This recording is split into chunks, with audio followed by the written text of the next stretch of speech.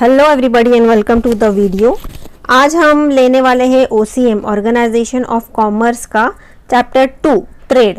अब जो शुरू का जो फर्स्ट चैप्टर है वो पूरी तरह हो गया है। अगर आपको देखना है तो डिस्क्रिप्शन में आपको लिंक मिल जाएगा। कंटिन्यूस वीडियो भी आप वहां पर देख सकते हो, बाकी सब्जेक्ट्स के भी। तो चलिए टाइम वेस्ट नहीं करते, फटाफट स्टार्ट करते हैं। अगर आप नए तो सब्सक्राइब कर देना चैनल को, अगर आपको पसंद आए तो।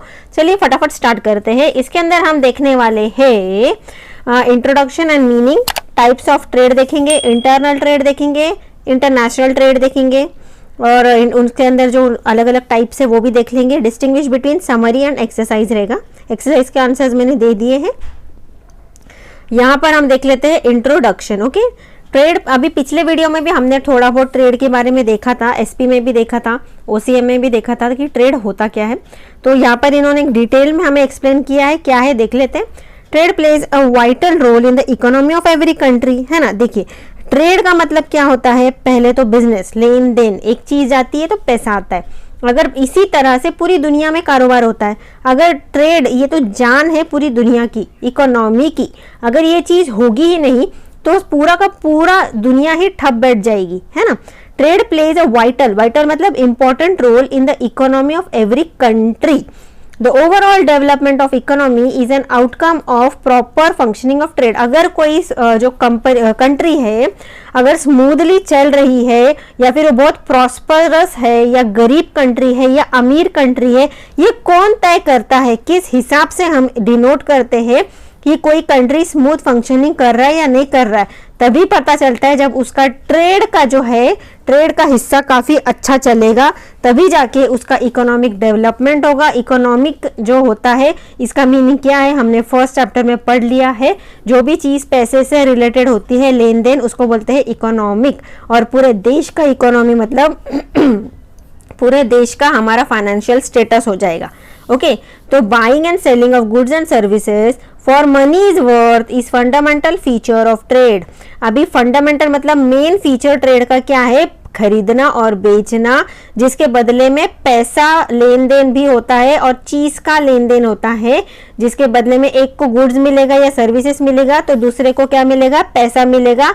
इसी चीज को हम बोलेंगे trade. Okay, and other is the transfer of ownership of goods and service from one person or entity to another। मतलब अभी देखिए, अभी मैंने पिछले वीडियो में भी आपको समझाया कि ओनरशिप जो है जब सामने वाले के पास चले जाता है। फॉर एग्जांपल अगर मैं बोलूं कि मेरे पास एक कार है, मैं उसकी मालकिन हूं, लेकिन मैंने उसको बेच दी का मतलब क्या हो जाएगा, जो ताज, जो टाइटल मेरे सिर पे लगा है कि मैं उस कार की ओनर हूं, पैसे मैं ले रही हूं, उसके बदले उसका ओनरशिप का जो टाइटल है मैं सामने वाले को दे रही हूं। तो इसमें क्या किया मैंने, एक ट्रांजैक्शन कर दिया जिसके अंदर मैंने अपना ओनरशिप सामने वाले को दिया। फ्री में दिया क्या, नहीं, ये मॉनेटरी टर्म्स में दिया है, मतलब पैसे लिए हैं मैंने उसके बदले और उसको अपना ओनरशिप ट्रांसफर कर दिया। The origin from of trade was barter. सबसे पहला जो ट्रेड हुआ था, ये आपने आपके 5th-6th स्टैंडर्ड में पढ़ा होगा। ट्रेड जो था सबसे पहले जब पैसा भी नहीं था, बार्टर सिस्टम से बिजनेस हुआ करता था, है ना। बार्टर सिस्टम का शॉर्ट में अगर आपको बता दूं कि पैसे तो नहीं थे तो एक्सचेंज कैसे करेंगे, तो लेन देन होता था। जैसे मेरे को पास 2 बकरियां है, हमेशा मैं आपको एग्जांपल देती हूँ। सामने वाले के पास गाय है, मुझे गाय चाहिए तो मैं अपनी 2 बकरियां उसको दे दूंगी, उसकी गाय मैं ले लूंगी। ये क्या हो गया, बार्टर, मतलब जहां पर पैसा इन्वॉल्व नहीं था। The direct exchange of goods and services after the direct exchange of goods and services, इसको बोलते थे barter system। After invention and acceptance of common currency that is money, trade became greatly simplified। मतलब जब पैसा आया तो ये जो ट्रेड नाम की जो चीज है, मतलब बिजनेस नाम की जो चीज है, ये थोड़ी और स्मूथली चलने लगी। क्यों, क्योंकि देखिए अभी ट्रेड बार्टर सिस्टम है, भले मैं सामने वाले की गाय ले रही हूँ, उसके बदले 2 बकरियां दे रही हूँ, लेकिन क्या सामने वाला सेटिस्फाइड होगा, क्या नहीं होगा, क्योंकि उसको इतनी बड़ी गाय के बदले 2 छोटी छोटी बकरियां मैं दे रही हूँ और मेरी जो 2 छोटी छोटी बकरियां मैं दे रही हूँ उसके बदले मुझे इतनी बड़ी गाय मिल रही है। तो कहीं ना कहीं किसके दिल में एक छोटा सा हिस्सा ये तो कहता ही होगा कि बाबा कहीं मैं थोड़ा बहुत लॉस में तो नहीं चला गया, है ना। तो इसीलिए इस जो छोटे से जो शक को दूर करने के लिए पैसा, मनी, कैश, करेंसी, इसको इजाद किया गया, इन्वेंट किया गया, ताकि किसी के भी दिल में कोई भी ऐसा ना लगे कि हम कहीं ना कहीं लॉस में है, और कहीं किसी को ये ना लगे कि हमको बहुत ज़्यादा प्रॉफिट मिल गया। ओके, ताकि वो जो चीज़ की प्रॉपर वैल्यू फाइंड आउट कर सके, उसकी प्रॉपर सामने वाले को भी वैल्यू मिल जाए और चीज़ भी दूसरे को मिल जाए। ओके, मतलब वो फेयर ट्रांजैक्शन कहलाएगा। मीनिंग क्या है ट्रेड का, देखते हैं। Trade means the process of exchange of goods and service. Okay, जहां पर गुड्स एंड सर्विस का एक्सचेंज होगा। अब सर्विसेज के अंदर कुछ भी होगा, देखिए जैसे टीचर हो गया, आपको टीचर पढ़ाते हैं, वो क्या दे रहे हैं, अपना सर्विस दे रहे। प्लम्बर हो गया, कारपेंटर हो गया, ये कुछ बना के आपको दे रहे हैं, उनका सर्विस प्रोवाइड कर रहे हैं, है ना। और बदले अगर आप गुड्स हो गया, आप किराने में जाते हो, चावल खरीदते हो, गेहूं खरीदते हो, गुड्स ले लिया आपने, है ना, ये क्या हो गया, ट्रेड हो गया, उसके बदले आप पैसे दे रहे हो। Trade refers to buying and selling of goods and service with an object of earning profit. अभी ट्रेड देखिए, लेन देन तो होता है, लेकिन ये यहाँ पर हम लोग कहाँ पर घुस रहे हो, अभी सेक्रेटरियल प्रैक्टिस के अंदर भी जा सकते हैं हम। ओके, यहाँ पर इस स्टेटमेंट की वजह से कि trade refers to buying and selling of goods and services with an objective of earning profit. Okay, ये अकाउंट्स में भी हमने पढ़ा है कि हमारा मेन मोटो क्या होगा, अर्निंग प्रॉफिट, मतलब थोड़ा बहुत ऊपर तो हमको प्रॉफिट मिलना ही चाहिए, वरना फिर ऐसा हो गया एक ट्रांजैक्शन करके बैठ गए, अगले ट्रांजैक्शन करने के लिए हमारे पास पैसे ही नहीं बचे, है ना। हर बार पता चला हम उधर ही खड़े हुए हैं घूम फिर के। 2 रुपए का मैंने 2 रुपए का मैंने समझो मटका बनाया, पॉट बनाया, उसको मैंने 2 रुपए में ही बेच दिया। सामने वाले को तो पॉट मिल गया, लेकिन मुझे तो 2 रुपए मिल गए। फिर से मुझे 2 रुपए का फिर से मैंने पॉट बनाया, फिर से सामने वाले को 2 रुपए में बेच दी, फिर मेरे पास 2 रुपए आ गए, सामने वाले को पॉट मिल गया। मतलब मैं तो मेरे बिजनेस में कहीं बढ़ूंगी ही नहीं। हाँ, वही मैंने 2 रुपए का पॉट अगर मैं 4 रुपए में सामने वाले को बेचती हूँ, ओके, तो मेरे पास आ गए 4 रुपए, तो मैं और थोड़ा मटेरियल लाके, जहां मैं 1 पॉट बनाती थी वहां मैं 2 पॉट बना के बेचूंगी, है ना। तो क्या हो गया, मेरा बिजनेस बढ़ गया। ओके, आई होप आपको इतना समझ गया होगा। समझ गया है तो कमेंट चलिए फटाफट कर दीजिए, कैसा लग रहा है आपको वीडियो, समझ रहा है नहीं समझ रहा है। Okay, trade refers to buying and selling of goods and services with an objective of earning profit. Okay, profit तो होना ही चाहिए, भले बहुत ज्यादा नहीं, पर जितना है जेन्युइन जितना रहना चाहिए। Trade establishes a link between producers and consumers and it is carried out by buyers and sellers। अभी देखिए इसके अंदर 2 पार्टी होती है, एक बायर होगा एक सेलर होगा। Okay, and it is a link between producers and consumer. Producer मतलब जो एक्चुअल बना रहा है, भले वो फैक्ट्री में क्यों ना बन रहा हो। हाँ, अभी समझो टाटा वाला कुछ बना रहा है प्रोडक्ट, चाय पत्ती बना रहा है। ओके, वो तो बैठा है कहीं दूसरी जगह बैठा है अपने इंडिया के कॉर्नर में, लेकिन वो चाय पत्ती पूरा इंडिया में मिलता है। या मेरे वो बैठा है समझो कश्मीर में बैठा है ट्रेड, वो चाय पत्ती बनाने वाला टाटा का मालिक, और मैं यहाँ पर हूँ पुणे में हूँ। ओके, तो मुझे यहाँ पर मैं बैठे बैठे मैं उस चाय पत्ती का मजा ले रही हूँ, चाय बना के पी रही हूँ। तो ये क्या हो गया, ट्रेड के जरिए, ट्रेड जो है वो एक लिंक हो गया। ट्रेड के अंदर बहुत कुछ आता है, बीच में जो इंटरमीडियरीज हो जाएंगे, मिडलमैन हो जाएंगे, वो लोग टाटा से खरीद लेंगे, है ना, चाय पत्ती, फिर वो उसको डिस्ट्रीब्यूट करेंगे, होलसेलर्स के पास जाएगा, होलसेलर के बाद में रिटेलर से मैं खरीद लूंगी। मतलब क्या, बीच में काफी सारा चेन था। ये सब कहाँ पर इन्वॉल्व है, ये सब कुछ कहाँ पर होता है, ट्रेड के अंदर। ये सब ट्रेड के पार्ट से हिस्से है। ओके, जो जिसके वजह से मुझे यहाँ घर बैठे कश्मीर के टाटा वाले की चाय मुझको पीने के लिए मिल गई। तो इट इज अ लिंक। तो ट्रेड वर्ड क्या होगा, it is a link between producer जो बना रहा है एंड कस्टमर और कंज्यूमर में, and it is carried out by sellers and buyers and seller. मैं बायर हो गई, टाटा वाला सेलर हो गया। ओके, आई होप इतना आपको समझ गया होगा। ट्रेड टाइप्स देख लेते हैं, इसमें क्या है। On the basis of different criteria trade can be divided into different types. Okay, इसको बहुत सारे हिस्सों में डिवाइड किया गया है। इंटरनल ट्रेड है और एक्सटर्नल ट्रेड है। इंटरनल में क्या आएगा, देखिए होलसेल ट्रेड, रिटेल ट्रेड, ये हमें अकाउंट्स में भी पढ़ा है। और एक्सटर्नल ट्रेड में क्या है, इंपोर्ट एक्सपोर्ट इंटरपोर्ट। ओके, अभी रिटेल ट्रेड में क्या है, itinerant retailers, fix shop retailers. Okay, अभी इटिनेरेंट रिटेलर्स में क्या आएगा, हॉकर्स आ जाएंगे। हॉकर्स मतलब क्या, जो रोड पे बेच के सामान बेचते हैं ना, उनको बोलते हैं हॉकर्स, या फिर जिनका टपरी में शॉप्स होता है उनको हॉकर्स बोलेंगे रोड पर। पेडलर्स हो गए, देन स्ट्रीट ट्रेडर्स हो गए। ओके, देन चीप जैक्स हो गए, देन मार्केट ट्रेडर्स हो गए। ये सब कुछ इसमें आता है। ओके, मतलब छोटे मोटे बिजनेसमैन पकड़ लो इनको। और फिक्स शॉप रिटेलर्स क्या हो गए, स्मॉल स्केल रिटेलर्स है, उसमें लार्ज स्केल रिटेलर्स है, उसमें आएगा जनरल स्टोर, प्रॉपर पक्की दुकान होगी जिनकी। सेकेंड हैंड गुड्स शॉप हो गया, ऑथराइज्ड डीलर्स हो गए, स्पेशलिटी शॉप्स हो गए। और लार्ज स्केल में डिपार्टमेंटल स्टोर जैसे कि मॉल वगैरह, सुपरमार्केट, चेन स्टोर्स हो गया, ओके, वन प्राइसेस शॉप्स हो गया, मॉल्स हो गया। और उन्होंने समझाया, देखते क्या है इंटरनल ट्रेड। देखिए आप कोशिश करिए पूरा वीडियो देखिए ताकि कोई भी इंपॉर्टेंट पार्ट आपसे मिस ना हो। अपने दोस्तों के साथ जरूर शेयर करना वीडियोस, ओके, ताकि उनको भी थोड़ा हेल्प मिल जाए। इंटरनल ट्रेड क्या है देख लेते हैं। When the goods and services are purchased और sold within the country it is referred as internal trade. Okay, मतलब मेरे देश की ही बात हो रही है, अपना इंडिया की ही बात हो रही है कि इधर ही बन रहा है, इधर ही बेच रहे। Okay, that is a made in India in short. Okay, वो अभी क्या चल रहा है, अभी फिलहाल उसका ट्रेंड चल रहा है ना, आत्मनिर्भर भारत, है ना, हम ही बना रहे हैं और हमने जितना हो सके हमारे देश का खरीदे, ताकि बाहर के देश से कम चीज़ें हमको अंदर अपने इंडिया में लानी पड़े और वो यूज़ करने से बेटर है, हमारे यहाँ भी बहुत टैलेंटेड लोग हैं, उनसे खरीदो, उनका बिजनेस बढ़ाओ ताकि इंडिया का करेंसी इंडिया में ही रहे, बाहर न जाए। Okay, When the goods and services are purchased or sold within the country, कोई चीज़ बनती है और उसको इधर ही बेची जाती है, उसको हम बोलेंगे इंटरनल ट्रेड। ओके, एग्जाम्पल क्या है, purchasing goods from the door salesman, local shops, exhibition, regional markets, departmental store और mall are the example of internal trade. Okay, मतलब हम लोग भी कहीं फॉरेन जाके वो कोई अजीब सी कोई चीज़ बाहर से नहीं खरीद के लाते हैं, और ऐसा भी नहीं है कि बाबा वो चीज़ हमारे यहाँ नहीं मिलती है। ओके, ऐसा कुछ भी नहीं है, जो बन रहा है यहाँ पर हम वही खरीद रहे। When the buyers and sellers both are from the same country, it is known as internal trade। दोनों इसी देश के होंगे, इंडिया के। ट्रेड बिटवीन टू स्टेट्स और cities of same countries also consider as internal trade. अभी देखिए जैसे कि नासिक में अंगूर बहुत अच्छे होते हैं। ओके, मैं नासिक को बिलोंग करती हूँ, रहती पुणे में हूँ, तो जैसे कि अभी नासिक में अंगूर बहुत अच्छे होते हैं। ओके, स्पेशलिटी है नासिक का। तो अभी क्या होता है, अभी वहाँ से मैं पुणे लेकर आई, ओके, या फिर पुणे के जो कोई ये होंगे जो बिजनेसमैन होंगे, वो नासिक से मंगवा के अगर पुणे में सेल करते हैं तो उसको भी इंटरनल ट्रेड ही कहा जाएगा। ओके, क्योंकि हम लोग कंट्री छोड़ के बाहर नहीं जा रहे हैं, इधर ही हम लोग हैं। या फिर सपोज कर्नाटका में कुछ बहुत अच्छा नारियल होता है, वहाँ का हम लेकर आते हैं, महाराष्ट्र में सेल करते हैं। ओके, सिटी से सिटी बदल जाए या स्टेट बदल जाए फर्क नहीं पड़ता, कंट्री बदलना नहीं चाहिए। Okay, as there is a gap between production and consumption, there is a need to have proper channel and of distribution।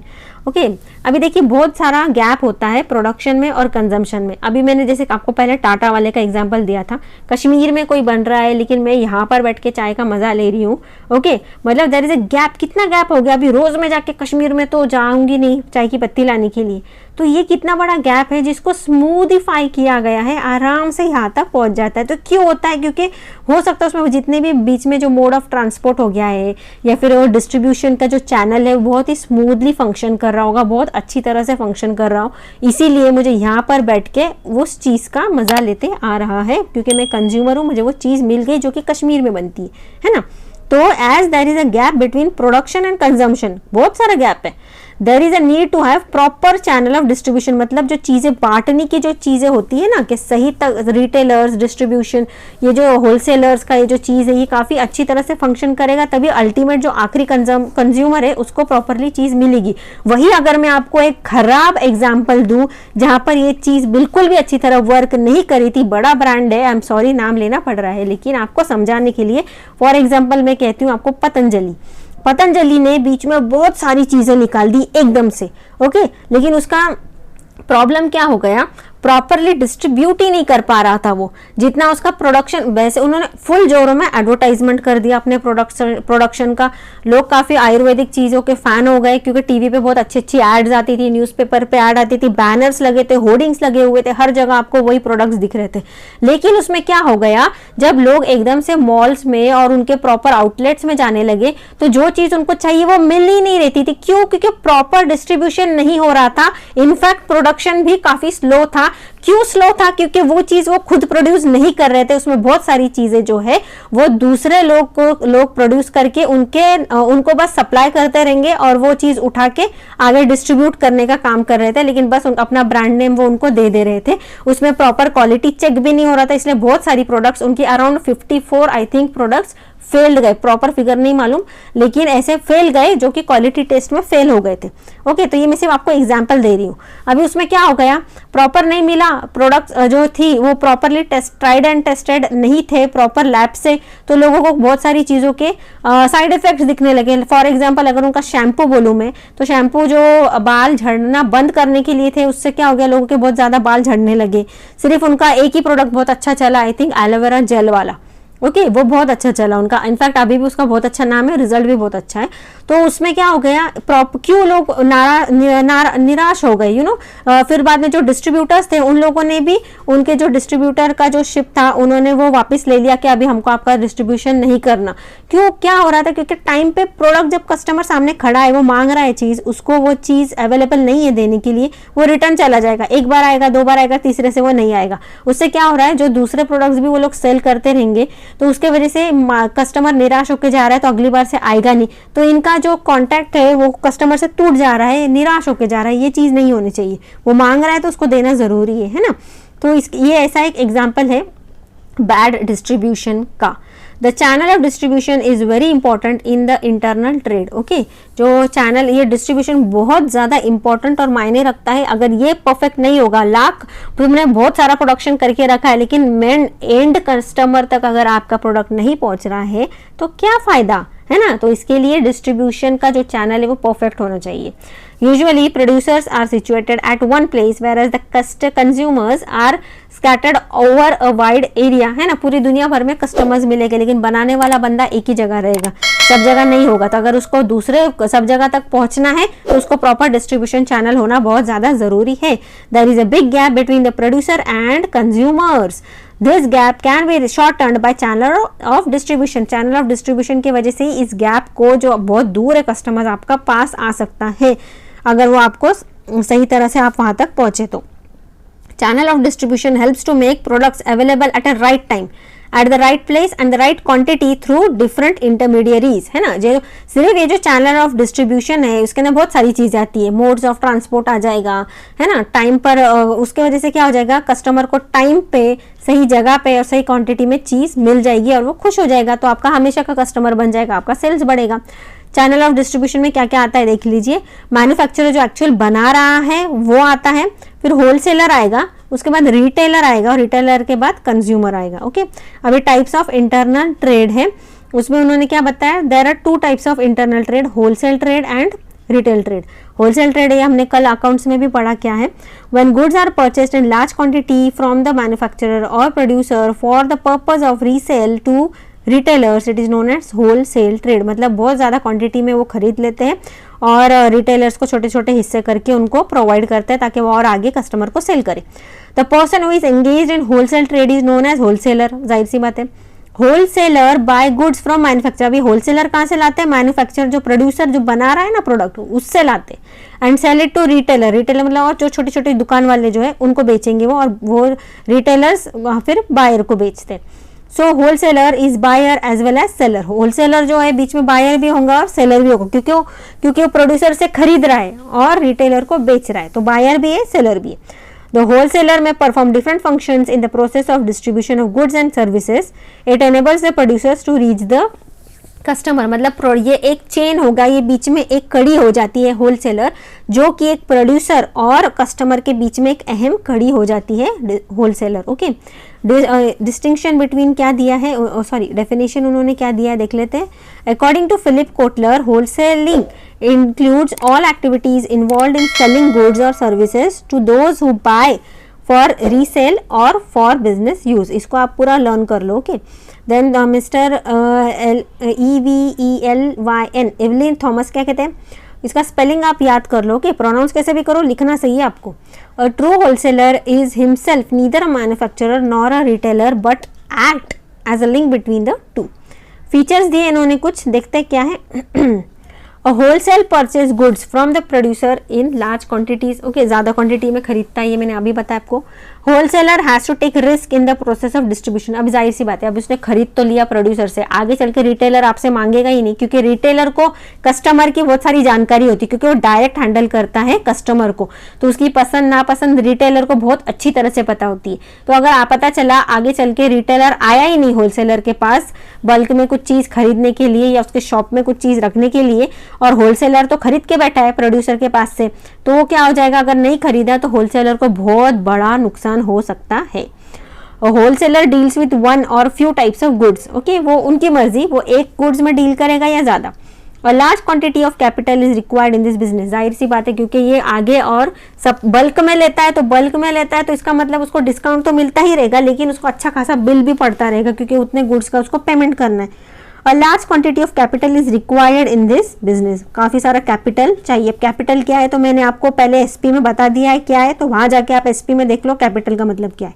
Okay, business start करने के लिए जो पैसा लगता है उसको बोलते हैं capital. Okay, A wholesaler maintains price stability by balancing supply and demand factors।